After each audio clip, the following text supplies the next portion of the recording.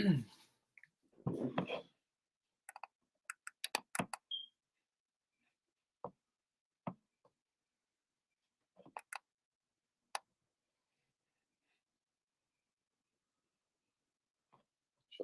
shalom.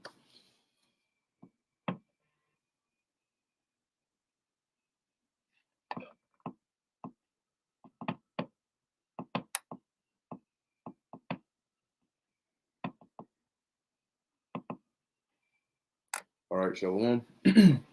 First and foremost, I want to give all praises, honor, and glory to Yahweh, Bahasham, Yahweh Shai, Bahasham, Rakah Kodash. Double honors to the elders and the apostles of Great Millstone, and peace and blessings to the elect. And yeah, this is an article that was put in the group chat. And as I was reading through it, the Spirit just jumped on me to do a lesson on it with that title, The Reality Shock is More Painful Than You Thought. And basically in this article, it goes through, you have different people, all right, as they call them, young people, that basically describe how just being able to pay rent and pay for food at the same time is becoming like a very difficult thing to do, and how they're afraid that if things continue on like this, pretty much they're screwed. There's going to be no way out, and they're really calling upon the government, to do something, to step in and all these things. But as you read the article, you start to hear how they didn't they didn't consider that things would get this bad. They didn't consider that they would be in this position. As a matter of fact, some of them will tell you how they originally had other plans, but now seeing how things are going, they had to scrap all of that because they that's how people are. They move, but they don't actually consider reality. When they hear things happening, on a higher level, they don't stop and analyze, oh, how can this trickle down and affect me? If this is going on geopolitically, how eventually will this affect me? Now maybe it might not affect me right away, but at some point, if it will affect me, is there something I can do now to alleviate that? When it does happen, right? And a lot of signs are pointing to this winter possibly being that winter, that dark winter. And as you can see, this is yet another global situation, right? The demic, right? The Crown Royale was a global situation of a different kind. Now this is another global situation of another kind, where you have this merge of inflation mixed with energy crisis mixed with the as they're saying in California, the grid weakness, and and people are not, they don't give a damn. So things are happening. But let's get into this article. And this is going to be, I mean, it is right now for a lot of people, but as time moves on, this is going to be an even more painful reality for people, because to put a squeeze like this on people with inflation going on in the wintertime, well, it says 4 young people describe how they're dealing with inflation and soaring energy prices. Quote, my working life has barely started and I'm already scared. And ultimately, it's, you got to think about it, right? You can see it on her face too, you know. But you got to think about it. These people look at survival based on carnal means. If there's no carnal, when I say carnal, I mean worldly, meaning no divine intervention, just solely based on either you or your family or your friends, that kind of help. If it doesn't come from there, then they see no way out, and that's their problem. That's their problem. Look, personally, we don't stress on these things because we're not expecting a carnal solution out of this. We know in our minds it's going to take divine intervention to survive what's coming. So that's what we're expecting. We are not expecting some regular, like trying to find your own way out of this. If you were trying to do that, that's when you would be stressed, because you would try to think of a way and think of a way, but then just when you think you got a solution, there's another problem that, like, destroys that solution. You're like, damn, but then I didn't account for this. But then what if this happens? You'll never be able to think of the perfect plan that you can just institute by yourself. It's not gonna happen. So when you start, when you have the mindset as if, well, if there's no physical, tangible way out of this, then I'm screwed. That's when you're gonna be very, very stressed out. You know, but we don't have that mindset. We are literally waiting. We're waiting and expecting the Lord to deliver us out of this. All right, when that time, comes. But obviously, you do the best you can until then. And that's what helps you keep a sound mind. So it says rising inflation and energy prices have led to what analysts have deemed a cost of living crisis. Young people with a stable income have been hit hard. 3 students and a trainee physiotherapist told Insider how rising costs have affected them. That's right. Shalom, shalom. Yahweh Ba'ashem Yahushai Brakatham. This is Yahweh's warrior. Ecclesiasticus 2:6. Believe in him and he will help thee. Now, isn't it much easier to believe than to stress over things that you can't control? Right? It says, order thy way aright and trust in him. So somebody can spend, a good amount of years of their life just prepping and prepping and prepping and prepping and prepping, putting in all that extra amount of work, those extra hours, just putting in, prepping, saving this up, getting guns, getting water, canned goods, all these things as much as they can. They stock up their whole house. They got a secret retreat bunker, whatever. They put in all that work, and then shit hits the fan, and they can't even get to their house. Maybe they work in Manhattan and they live in Jersey, and the bridges, they lock it all down and they can't get there. Now they're dealing with all that work they put in, plus the stress of not being able to get to that. Meanwhile, over here, we just believe in the Lord. We ain't got to do everything that they're doing. We just believe in the Lord, and the Lord might have you stumble upon that person's goods in that time, and then here it is, you're good.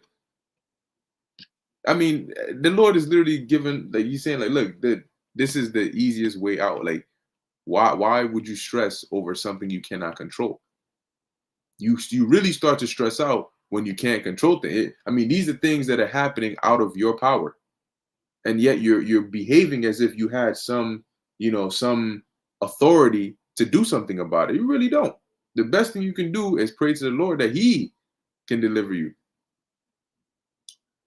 So it says here, young people. Yep, read that. Okay, cool. So it says, I was reading the precept. It says here, order thy way aright and trust in him. Ye that fear the Lord, wait for his mercy and go not aside lest ye fall. And that's the thing. A lot of people are not willing to wait for the Lord's mercy. And they feel, well, if I can't think of a solution right now, then I'm pretty much screwed. And that's what's going to lead a lot of people to take that charagma because they're not going to be able to wait for the Lord's mercy. They're going to think, well, if I don't take the charagma, then that's my life is over. I'm screwed. And the thing is, people are expecting the society to keep on going for another 10, 20, 30 years. So it makes it very hard for them to think, well, how am I supposed to live life? Like, how am I going to survive the next 10, 20, 30 years if I don't take this thing? What am I going to do for all that time? See, they don't realize that even though it may be harder to not take the MOTB, it's not going to be a 10, 20, 30 year thing. This society is on its way out. So you can bear that for however long it is up until this place goes out. But since they don't think like the scriptures say in terms of how short of a time this kingdom has left, that's one of the important factors that they leave out. When you tell somebody about, no, you can't take that MOTB, they think about you like, okay, well, if this is going to be the new way of society, how am I supposed to live? That's because they're not thinking in the mindset of don't take it and hold on until the Lord gets back. They're thinking of, well, if I don't take it, what am I going to do for the rest of my life? So it's all about the mind. That's why the scriptures talk in Isaiah 33:6. It says, and wisdom and knowledge shall be the stability of thy times. No, there's certain things that when you know and understand, they will keep you mentally stable. You know, two people can be in the same situation, but one can with the same conditions and everything, but one can hold on longer than the other, and it all starts in the mind. So it says a cost of living crisis is sweeping the West, and once they throw on that crisis at the end, this is something that they're going to be able to ride with. So a cost of living crisis is sweeping the West, with energy prices soaring and inflation hitting 40-year highs. Now, Putin came out and said, look, because I think the EU wants to put a price cap on, I think, gas from Russia or something like that. And he came out and said, look, that thing is going to backfire. The same way you try to throw sanctions and that backfired, you're gonna add more things on your plate, which is going to make things worse. And these people are going to get very, very pissed off and fed up, because they're like, oh, we're struggling over here. You sending money to Ukraine? You know what I mean? Like you went and instituted sanctions that didn't do anything but hurt us, and then you're sending money to Ukraine, and now you're talking about you want to put a price cap. Hello. People are going to be very upset, as over there in Czech Republic, they're already protesting. So it says the UK think tank Institute for Government said the crisis has been amplified by Russia's invasion of Ukraine in February. So you see how we were saying this a couple months back, that there's always a cover story, but then there's always the real deal behind what's really going on, right? And when you look at what's happening over here, they had this. They jumped, the media and everybody jumped on this whole Russia-Ukraine thing, Russia-Ukraine, not to start World War III off the bat, but you can see how they keep it going, because they need that. That is the perfect excuse. I mean, look at how they're using it. Every problem, pretty much, that you're hearing of, at the end of it, you're going to hear something about Russia and Ukraine. Russia, Ukraine. Oh, and today the weather is really hot, but it's been exacerbated by Russia's invasion of Ukraine. The water tastes a little warm today, but that's because Russia invaded Ukraine. Grass is a little greener, but that's because Russia invaded Ukraine. That's what they do. Inflation, Russia invaded Ukraine. Electricity, Russia invaded Ukraine. That because they need that nice. See, Russia's invasion of Ukraine is broad enough, right? Along with their tempering of things, right? Them throwing the sanctions, and they've been able to throw in enough factors to create this blob of just confused chaos that they can just refer back to whenever they create more chaos. They sit there and allow things to get bad. They pull little strings here and there to make your conditions worse, so they can collapse these world economies. But it's okay, because they can always come back whenever you ask them, "Hey, what are you doing?" Hey, they don't worry about what we're doing. Look at what Russia is, because Russia and Ukraine. And meanwhile, they're blatantly doing things to bring down the economy, but they keep pointing you towards Russia and Ukraine. Look over there. That's the problem. So now you see why it was so crucial for them to really pull Russia in and spin a very strong narrative around this, because they had to set that up for whatever the subsequent events. It says the UK think tank Institute for Government said the crisis has been amplified by Russia's invasion of Ukraine in February, which significantly added to economic pressures that were present from mid-2021. So phase one into phase two, weaken the economy, kill the economy, put it on life support, take it off life support. It says young people without a steady income are being hit hard. Insiders spoke with 3 students and 1 intern about how rising costs are affecting their lives. And the painful part about this is the word is rising, right? Rising. That means it's still going up, and people are complaining about where it's at now, but it's going up. It's a continual thing. So what are they going to be saying come November? What are people going to be saying come December? What are they going to be saying come January? And then they're going to slap on the MP On top of this, so this is Jonas, 21 years old, media and business psychology student in Berlin. It says, I'm only 21, which should be too young to be feeling scared about my future, but I'm already having more and more thoughts about how I can secure my future after I graduate. The pressure to be financially secure is already so much higher than it was last year. The energy crisis is putting a massive strain on young people like me, and I'd like the government to take our concerns seriously and provide us with some financial relief. It says here, because of the energy crisis, our landlord doubled our monthly gas bill. Thank God I live in a shared apartment and can split the monthly cost with my two flatmates, but it's still an extra 30 euros on top of the 500 euros I spend on rent. And once again, they you're asking for the government to step in. The government is telling you, look, in order for us to battle this thing, we can't just throw money for you. Just here, just pump all this money in here. And what's her name? Liz Truss, I think that was her name, the new prime minister of UK. She's here talking about we're gonna flatten the curve. Time out. Excuse me, flatten the curve? Really? You couldn't pick any other choice of words than flatten the curve. I mean, damn. But I mean, and that's the same language they were using with the CV. So you already know, you already know what because flatten the curve, that means a lot of things. Flatten the curve meant 2 weeks before it turned into 2 years. Flatten the curve meant masks are not necessary until they became mandatory. Flatten the curve meant herd immunity is 70% of people taking the thing until it became not a thing at all. So flatten the curve means a lot of things. And eventually flatten the curve meant, oh, hey, we lied about it all. But okay.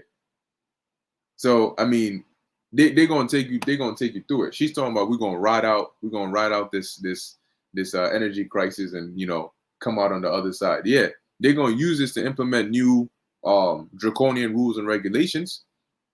They're telling you already, look, you're not gonna be able to do this at this time of the day. You can only do this at this time of the day. You can only use this much of this. That's exactly where it's going. That's the point. That's like with the whole carbon footprint monitoring thing. Yo, you have this many carbon credits. If you use it all in your first 2 days, guess what? I don't care how hungry you are, you ain't eating for the rest of the week. So you better think twice about that. And they're basically leading to that conditioning where everything is rationed.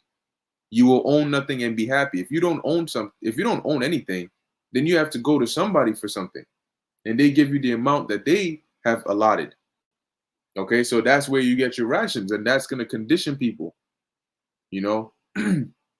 It says here, I am lucky that my parents helped me out financially. So after rent, I still have around 500 euros left. I end up spending most of this on food. So I'm really noticing the high prices in supermarkets. I've recently stopped doing a weekly bulk buy in the supermarket. And you notice there's rent and then there's food. But you got rent, electricity, and then you got food. So now electricity is going up, rent is going up because of inflation, electricity is going up because of the energy crisis and inflation, and then you got food going up because of food shortages and inflation.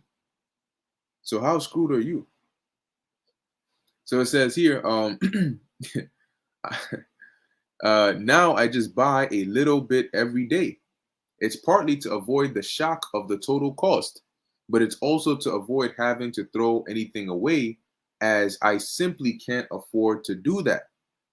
I also don't buy expensive brand products, and I try to avoid meat as much as possible, as it just costs too much. This is what they're saying, that their life is becoming.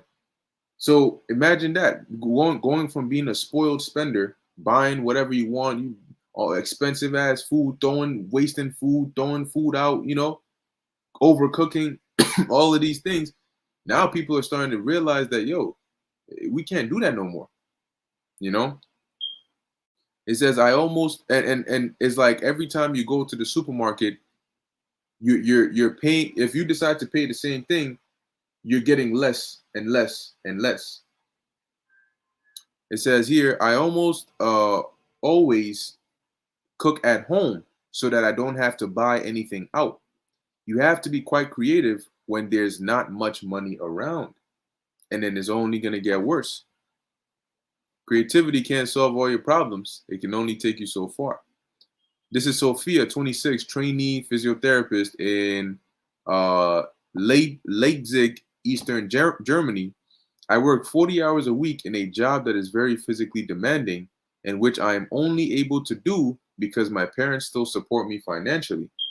I pay about 400 euros for my small one-room apartment, which leaves me with about 300 euros for everything else.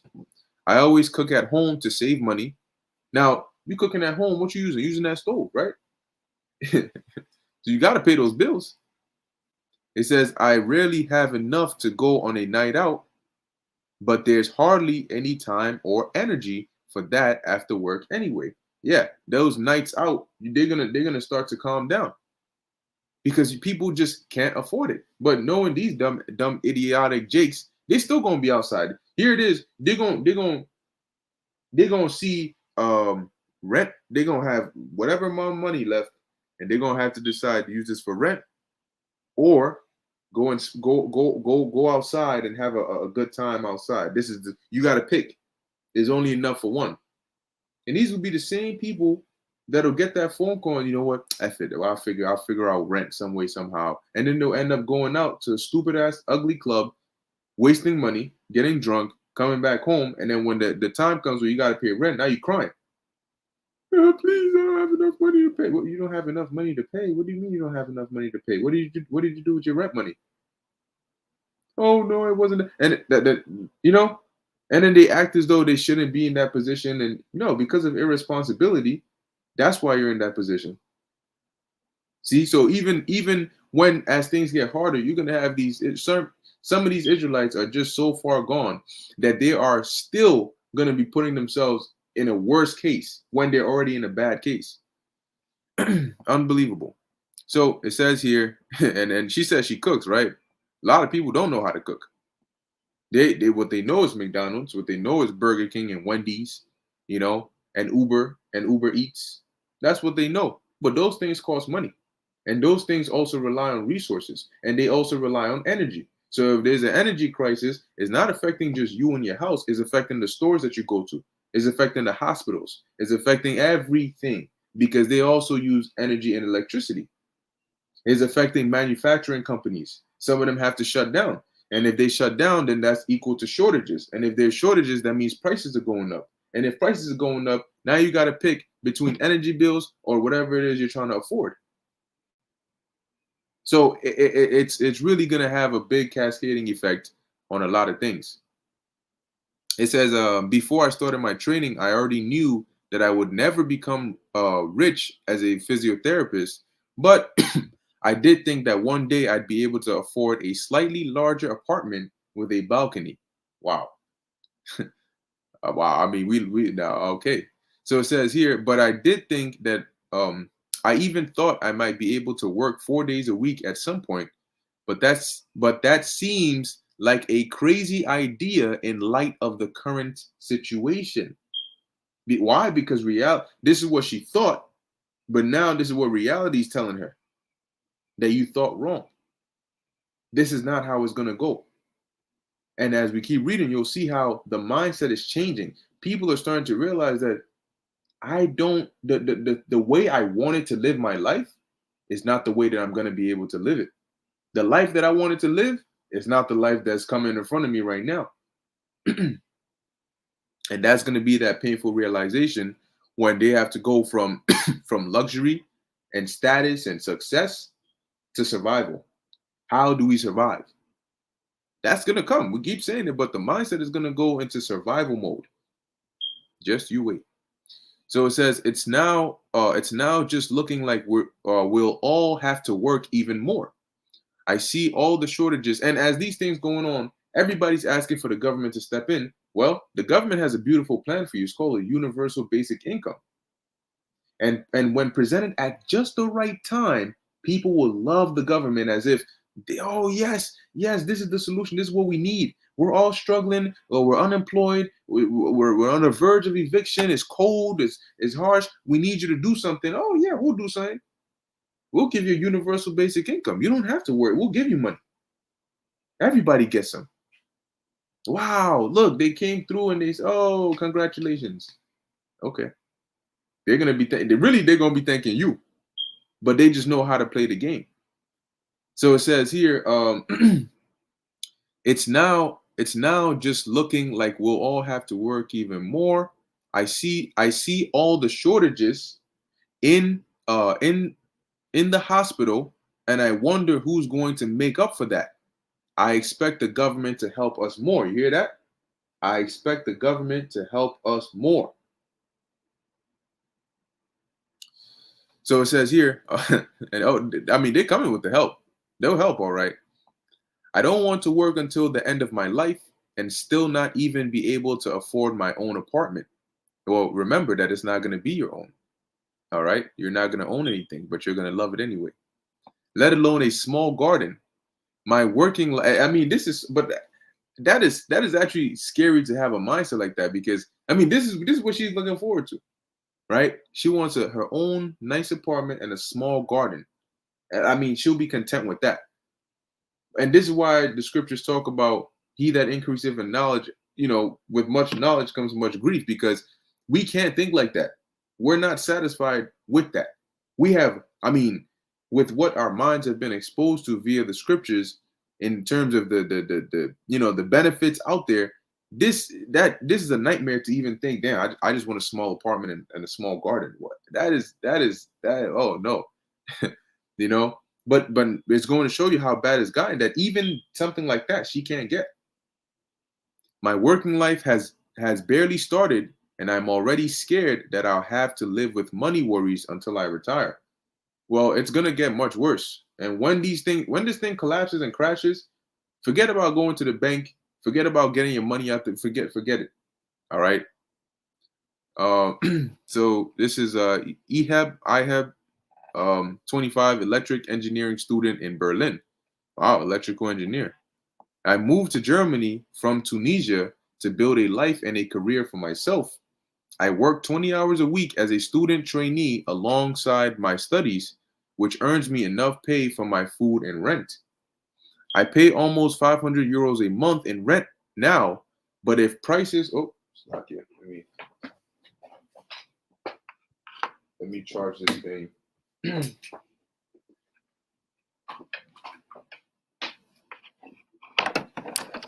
All right. So it says here, where we at? Yeah, but if prices go up, then it could get very tight financially. Yeah, because a lot of people have found themselves. You might have at some point been making enough to where you can pay your bills, food, rent, whatever, and still have some left over. Now, mind you, these people are talking mainly about necessities, right? Food, rent. You're not hearing gym membership. You're not hearing a Netflix subscription. You're not hearing Amazon Prime. Those things are going to start just disappearing just like that. Okay. And when you're left with just the bare necessities, which it's so hard to even afford that, because at some point in the maybe a couple of years ago, yeah, you could have paid for your necessities, you could have paid for your memberships here and there, your subscriptions, and have some left over to just, whatever. Right? Cool. And then eventually it starts to get to the point where, because of inflation, that money that you had extra is now being eaten away, because everything is getting more and more expensive.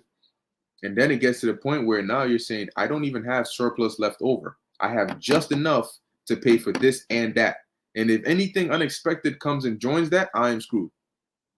Now, even if nothing new or unexpected came and joined it, if things continue to go at the rate that they're going now, you're still going to be screwed. Because you're going to go from having enough to having some money left over after bills, to having only enough to pay for bills, to not having enough to even pay for bills. And at that point, you're going to see very angry people in the streets doing very angry things. It says here, although I am now getting about 2 euros more per hour from my employer, I have the feeling that inflation will eat up that money immediately. And as things get bad, that MOTB, it's not going to for a lot of people, it's not going to sound like such a bad idea. When you're comfortable and you can think straight, you're good, you're fed, you're warmed, you're clothed. Somebody comes and tells you something like that, you trying to get a charagma put inside you. You're gonna say no. I'm not. What the hell is wrong? Don't even ask me that. Now, when you're cold, you're tired, you're on the verge of being homeless, your family's relying on you, but you can't provide for them. You're seeing them suffer. You're hungry. They're hungry. Hospital bills you can't pay for. Just turmoil going on around. And they come and tell you, you see all this pain that you're going through? We can solve it with just one thing. You want that charagma?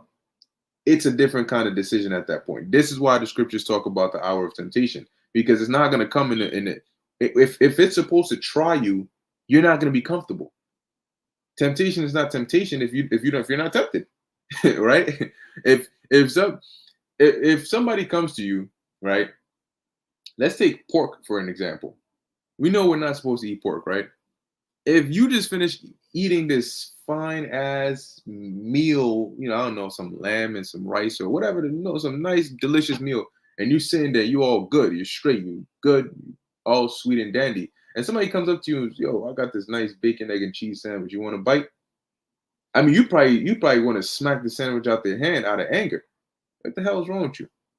Now, take that same bacon, egg, and cheese sandwich and say you didn't have all this food. Say you were out here and it's cold, you on a park bench somewhere, and you haven't eaten or drank anything in 3 days. 3 days, going on 4. Your lips are chapped. You can't stand up straight because your stomach is shrunk so much that if you try to stand up straight, you're going to get lightheaded. You're feeling skinny.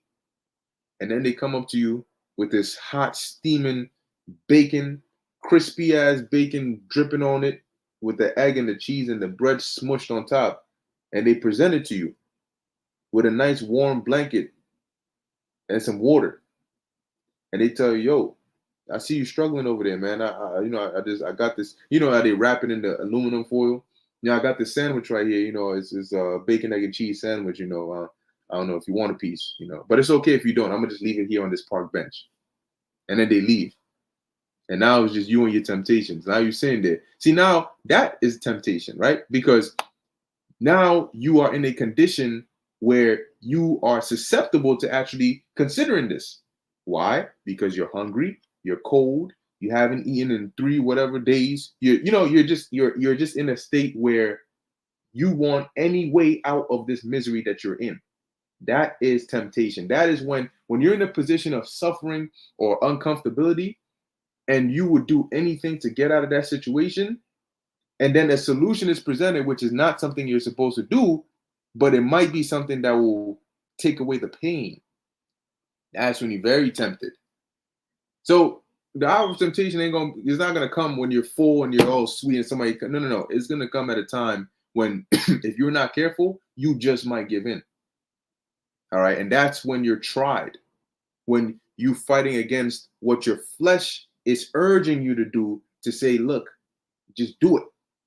Just do it, or this pain is never gonna go away. And that's when you need to pray for the spirit to continue moving forward. So that temptation is coming. All right, prepare yourself. So as it says here, that was the point that I was making, right? Exactly, when you're vulnerable. And that's when Satan comes. So that was the point that I was making, that's what these elites, they know that, and they bank on that. They know that I'm not going to come at a time when you don't need me. I'm going to come at a time when you feel like you can't live without me. That's when I'm going to come and strike the hardest.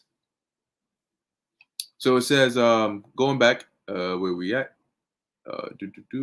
I was actually looking forward to, there we go.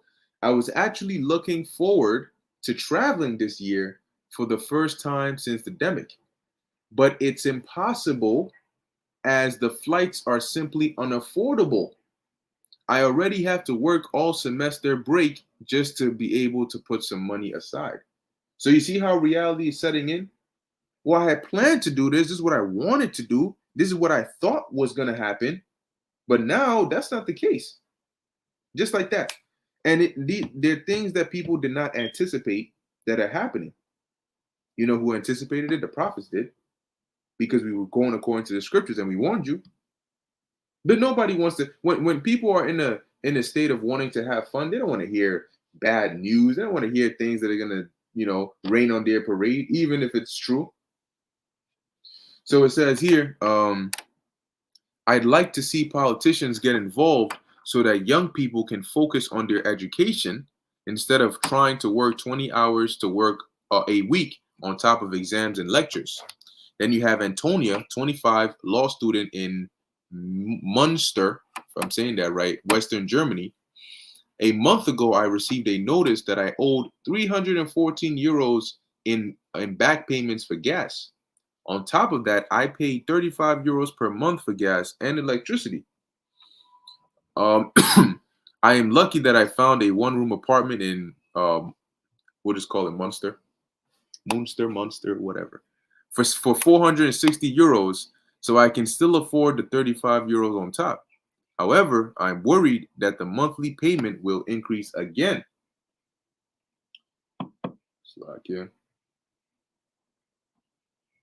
Will increase again. It says, I thought I'd have some money besides my rent money, but by the time I finished my studies, so that I could start to save for larger expenses. But now I've even had to cancel my vacation because of the gas back payment. Unlike other students, however, I feel privileged. My traineeship starts in October, then I'll have a regular income and won't have to pay for health insurance, which takes some of the pressure off me. But now here's the thing, right? your thing starts, you're gonna have a regular income. But as things get worse, I mean, we have to watch and see how it goes. But assuming things continue on this pattern and they get worse, regardless of what income, soon people that were well off would now become welfare cases. People that were welfare cases will be way less than that. But the cycle will go where people just drop and drop and drop to destroy that quote unquote middle class. It says here, before prices shot up, I had thought about maybe starting my traineeship in December and traveling for 2 months after all the stress of the exams. But now I think I should start working as soon as possible. I imagined it all rather differently at the beginning of my studies. That's the point right there. What you imagined, what you thought, is clearly different than reality. And that's what people are starting to find out. Some more harder than others. I sometimes get the impression that the government is trying to stick generalized financial aid on the problem like a band-aid. I would find it much better if it were decided on a case-by-case basis how much support someone needs. All right. But anyway, as you can see, this is just an article going into how reality is setting in and how people are starting to realize that, yo, these plans that I thought I had, let me throw the article here for you. These plans that I had before where I thought things were going to be okay, that's not the case. You're starting to learn this is really what's going on. All right. And this is the book of 2nd Ezra, chapter 9, verse 3. It says, therefore, when there shall be seen earthquakes and uproars of the people in the world. Now, why are people going to be uproaring? Because they're going to be in very difficult conditions, and they're going to be looking for help. They're going to be looking for their governments to do something about it. Some of them are going to be very, very angry at their governments because they're going to blame them for being in this situation. Hence, 2nd Ezra is the 15th chapter. They shall not regard their kings nor princes, and the course of their actions shall stand in their power. Then shalt thou well understand that the Most High spake of those things from the days that were before thee, even from the beginning. And that's why we were warning you continually, warning you that, hey, these days are coming. But a lot of people didn't care. They decided to make their plans as if this wasn't happening. They decided to block reality out the picture until they couldn't anymore. And now they're seeing how whatever they thought things were going to be like is completely the opposite. This is Isaiah 10:3. It says, and what will ye do in the day of visitation and in the desolation which shall come from far? To whom will ye flee for help, and where will ye leave your glory? And just, taking the same concept, right, in terms of what are you going to do when these hard times come? All right, that's why I brought out Isaiah 10:3. Applying that to, these people in their condition.